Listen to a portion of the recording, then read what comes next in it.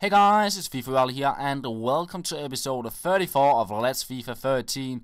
And just to let you know, the game capture software did crash on me, so I did lose the footage of me going into this game. And this is the third game of Division 1 with this legendary squad. And I will get a good start to the game with Miroslav Klose making it 1-0 in the 10th minute. And he will get on the ball once again here, getting quite lucky to get the ball back. And I will pass it out to Ronaldinho, who will try and go for the fake with Bona. And in the end, the defender gets in the way, and I win a penalty. And there's a lot of options on this team. Look at those penalty stats from Pirlo, Ronaldinho, Totti, and Di Natale. And Klose as well, but Totti will step up, hit it into the top left hand corner, and he makes it 2-0. But in the second half, he will get back with Lennon passing it in to Defoe, and what was Buffon doing there? He could at least dive to the ball and try and save it, so he will get a goal there, making it 2-1, and a really nice goal here, making it 2-2, and he is back in the game. But 2 minutes later, I will find Totti here, and he will do some really nice work. Get quite lucky there to win the ball back, but do a fake shot past the defender here, and he makes it 3-2.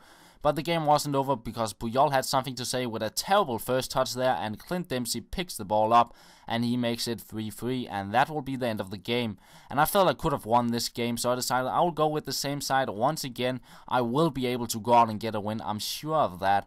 So going to my next game, and I will come up against the side eventually, which before even playing it, I knew I would have a chance. And look at those center backs, all pretty slow, 3 at the back.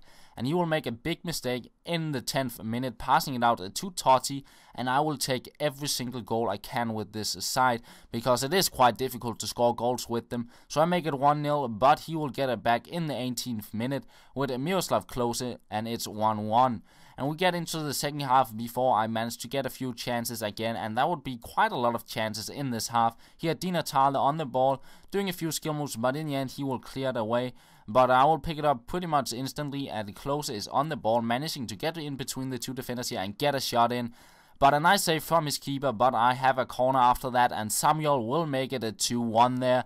And then 4 minutes later, I give Shirley way too much space, and it's 2-2. And the goal just kept coming in this game. Here, Totti on the ball, and nice dummy there past the defender, and it's 3-2. And I will also win a free kick, and he puts his player on the line to save the free kick. But I will get the ball back here, and somehow it will end up at Di Natale, who puts it into the back of the net, and it's 4-2. And that will be the end of the game, and I get my first win with the squad. But after this, it pretty much went downhill, and instead of using tomorrow's episode on watching me losing games, I decided to put the remaining games into this episode and then have an episode out tomorrow with some good gameplay in instead, because these last games I just got humiliated and it was not fun to play, and I would say the gameplay pretty much speaks for itself. So instead I will go on and talk a little bit about the squad overall. So it was really fun to think of the players I could build in or use in this squad, and think of the way I could build the squad. But playing with it was overall really terrible, because they had one thing in common. Apart from Di Natale, they all had low pace, and it's a very important factor in Ultimate Team to have a pace. And most opponents you come up against these days have a pacey defense and a pacey attack. And if you play with a low pace, you will have a hard time. You will be able to win, of course, but it is a lot more difficult than if you had the pace in the defense and in the attack. So if you do manage to go out and play with this team and create some good goals and win your games, good for you. But this team just doesn't cut it for me, and you can see here I just lose the games. So together this team is really unbalanced because it does not have any pace. But I would say if you go out and pick up 2 or 3 of these players and put them into a squad alongside with some quick players, they could be a really good squad. I would say perhaps Samuel, despite having 62 pace, he's a really strong defender, and he did win a lot of tackles for me. And maybe linking him up with Cellini might prove for a really good defensive duo, or maybe having Klose and Muriel in the attack could be really deadly as well.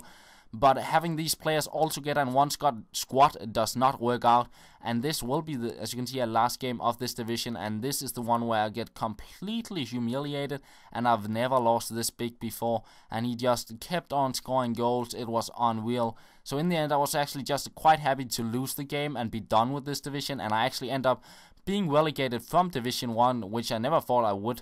So after I got relegated, I decided it's time to send all the players to the trade pile. They played really bad for me. I'm only using them for 1 season. So now I want you guys to decide which team I should build. I saw a lot of comments on yesterday's video saying an African squad. And I've looked a little bit into it, and they got a lot of good players, 5-star players as well. So if you want me to build that, let me know. Or if you want me to go out and build a different team, let me know that as well. The highest rated comment in 2 hours will be the team I will go out and build, so I have time to get some gameplay for tomorrow's episode, and most likely I will try and get a lot more skill moves into those games than there were in the games in this episode. So yeah guys, thank you for watching, and I will talk to you later.